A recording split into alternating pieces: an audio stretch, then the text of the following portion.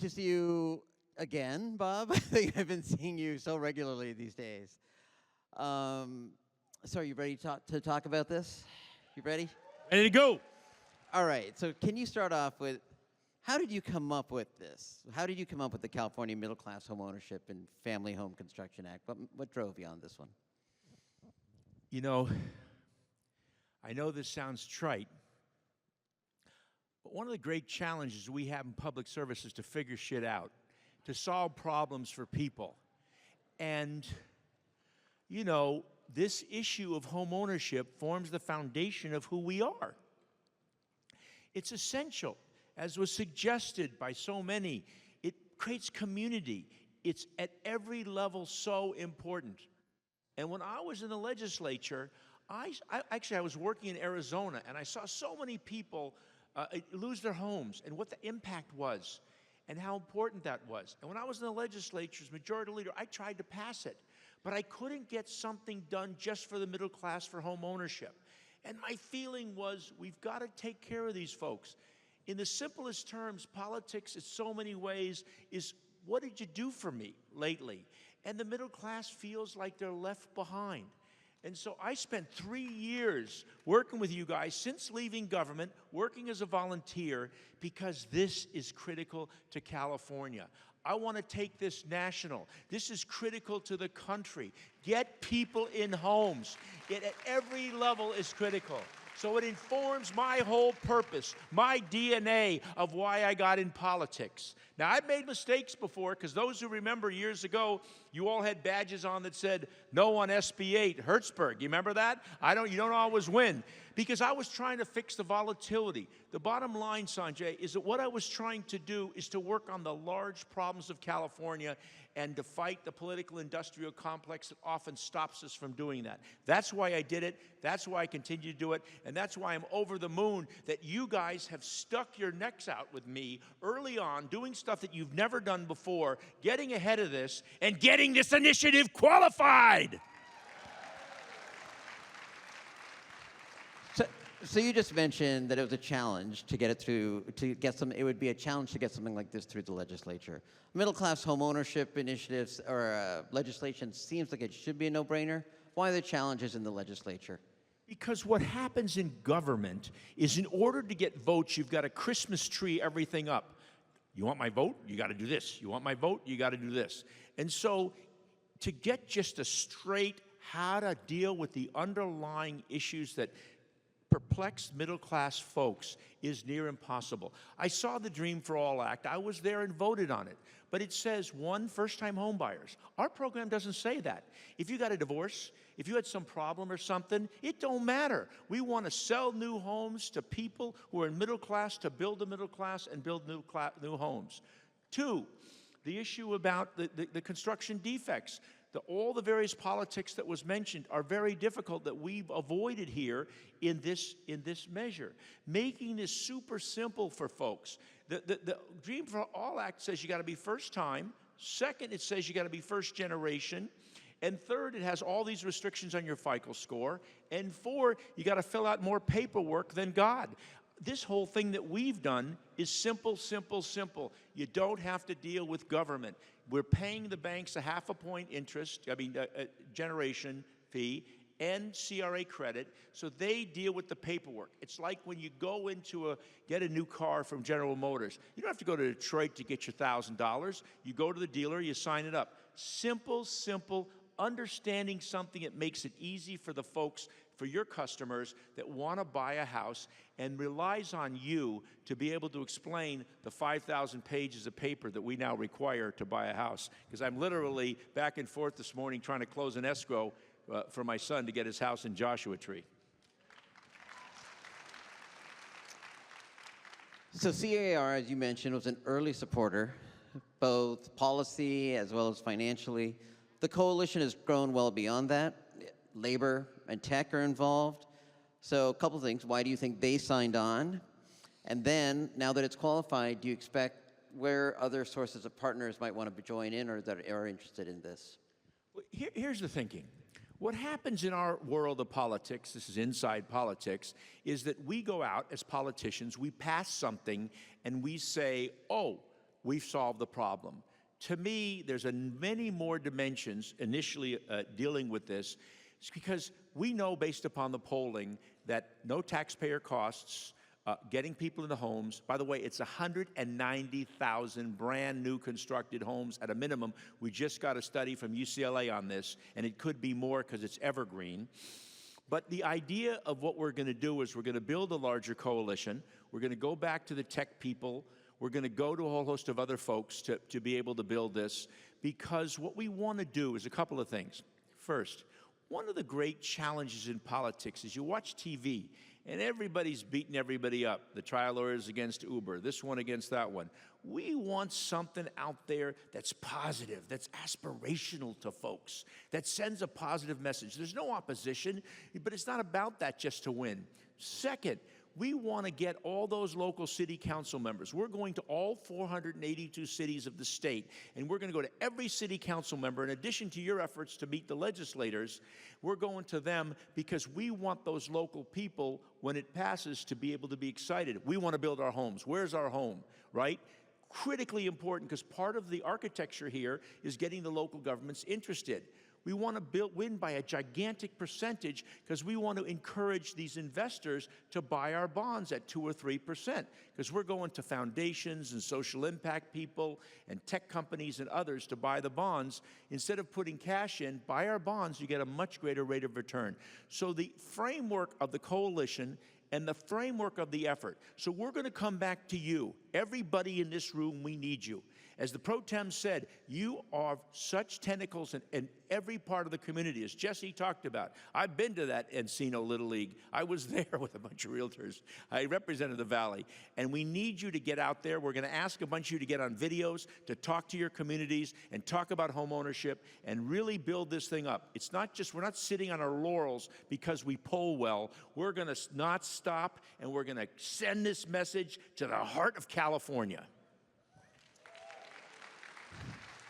Thank you, Bob. And I'd like to think that I'm segueing these questions nicely, but you made it very easy to segue to the next one, which is qualifying a measure and passing it are two very different things. Now that we've qualified the measure, how does the campaign evolve? Well, it's going to be, we got Josh Pullian, who's worked for you, who's brilliant. He's worked for 5 years for free on this. I want you to know, if you know Josh, you thank him, because he's been working his kishkas out for the Yiddish people in the room, doing this thing, helping us make this thing happen. And so it's really about your outreach. We're going to do a ton of social media. We're going to do as much as we possibly can to kind of counterpunch the negative stuff that's out there. Again, because I think having this positive message, and I think that also, you know, we want to take this national if we can. You guys have gone, your leadership has gone, a fair time they've all gone to Washington, and they're interested. I'm going to go meet with your people in Washington to try to push this thing, because this has real legs. Because, you know, AOC talks about home ownership. Marjorie Taylor Greene talks about ownership. We spent 5 years figuring out how to do it, because I live in the belly of the beast. I live in the details and the commas and all the pieces and parts that what we did together to make it happen. And let me tell you, Sanjay, you mentioned this, but I want to make it abundantly clear. This never, ever would have happened. I never would have taken this risk unless you guys sat up, your leadership sat up and said, we're going to make this happen, because I didn't have the power. I'm just an old bird-up old politician with a couple of ideas. But the reality is, you guys made this happen. The rest of the coalitional partners came on, but you made it happen, and I want to thank you and never stop thanking you, because you're going to make this a real deal for so many hundreds of thousands of Californians. You also previously mentioned, and to me this has been one of the best parts of this initiative, is to help shift the conversation. If this passes strongly, which I don't see why it wouldn't, to help shift the conversation in Sacramento. And could you talk about how that could help, not just in Sacramento, but build more of a political strength for homeownership? Because I think about that when we defeated Prop 33 in every county. It's definitely made it easier to go to people and go, you notice it was defeated everywhere. And so we're hoping this passes everywhere and by a lot. How do you think it shifts the conversation in Sacramento about homeownership? Politicians are pretty simple people. They want to win. They want you to vote for them. If you shift the wind, they go with you generally, right? You know that. And so if we can pass this by a gigantic margin, it's going to impact the whole debate here. Now, we have a provision in this that says, since it's a statutory initiative, we have a provision that says 60% vote of the legislature can make changes, but the changes have to be consistent with middle-class home ownership. We can't add in poison pills and the like. So we've already come up with a few ideas that I think you guys can support in coming years to make this thing even better as we learn, as we grow.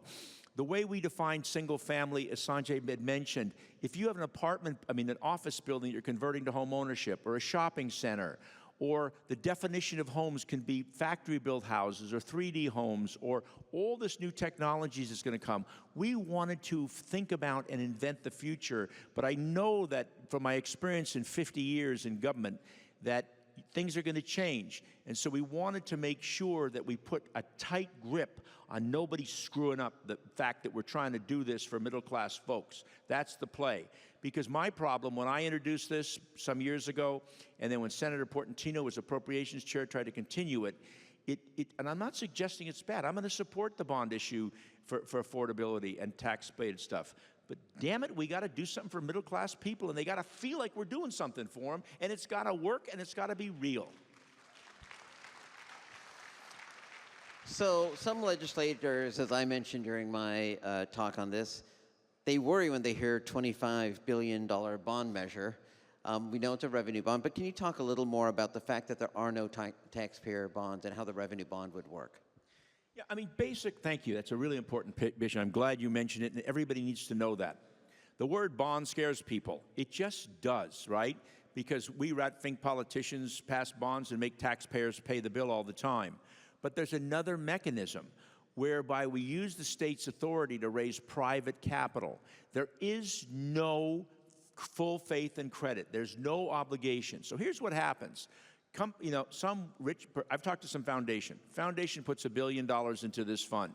It's administered through CalHFA. Let's assume it's, just for ease of example, it's a 3% bond.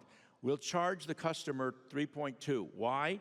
Because the extra 0.2% pays for CalHFA. That's when the Department of Finance and the Legislative Analyst's Office said no cost, so we pay the cost, and we create a liquidity facility in the event there's a default, right? That you can take care of the defaults, and REO, real estate owned, for those, you guys know this in your business.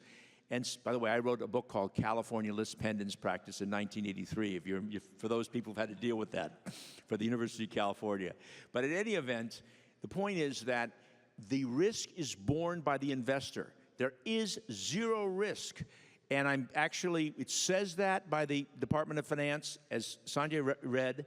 It says that by the LAO, but I've just reached out to Oric Harrington, who's the lawyer for the state on all the bond stuff, and the lawyer for CalHFA, to please give me a letter that makes that clear, that you can circulate, that's not a question. And they were the drafters of the bond provisions. So we really elegantly did this. At $1,500 an hour, we used them to draft the bonding provisions for this measure, and they also happened to be the lawyers for CalHFA, so CalHFA didn't have a problem.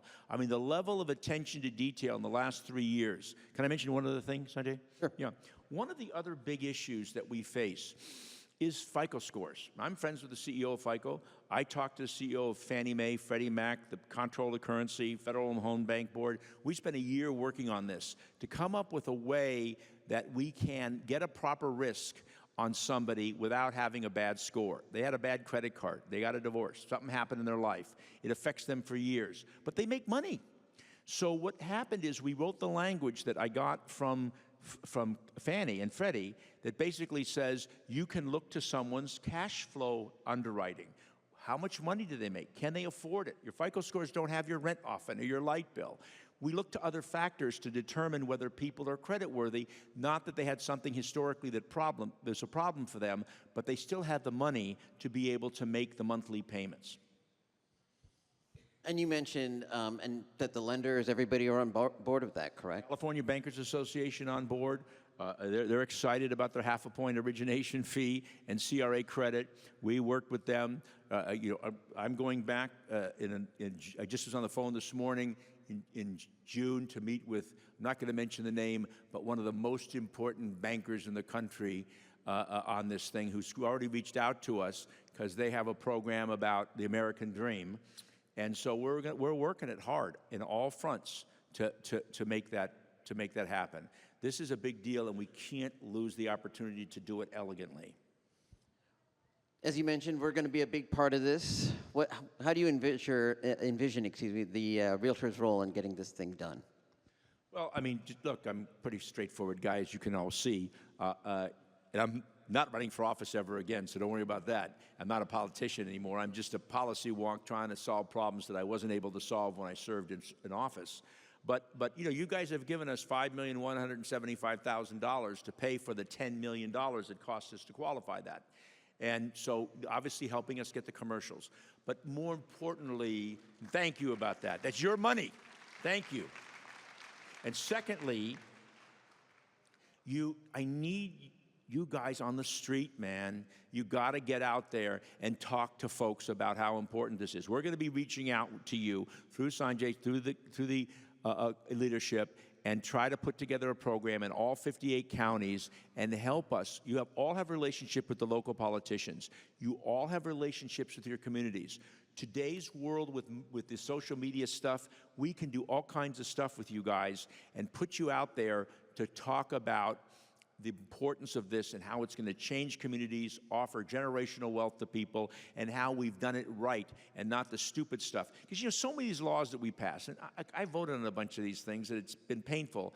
But, you know, you guys know we passed the laws, but the evidence, as your economist says, how much did we build, man? How much did it result in? That's the question. What's the result?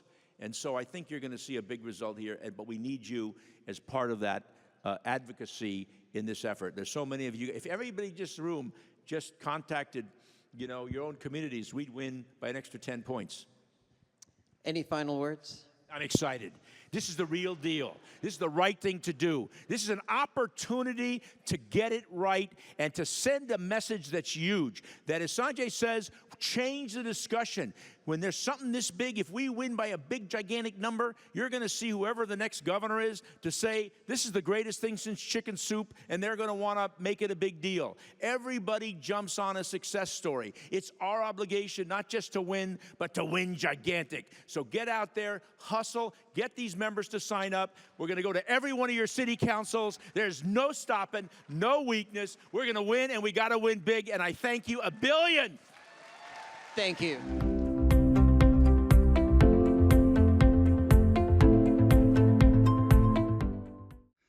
Disclaimer. The purpose of this podcast, brought to you by the California Association of REALTORS, C.A.R., is to provide general and educational information and opinions from a wide range of perspectives regarding politics, voting, elections, legislative issues, and more. The opinions, beliefs, and views expressed by guests or participants of this podcast are solely their own and do not necessarily reflect the opinions, beliefs, or views of C.A.R., its affiliates, their respective directors, officers, or employees.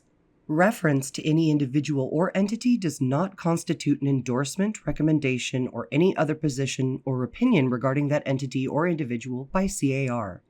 This podcast does not constitute professional advice or services of any kind. This podcast is available for private, non-commercial use only. You may not edit, modify, or redistribute this podcast.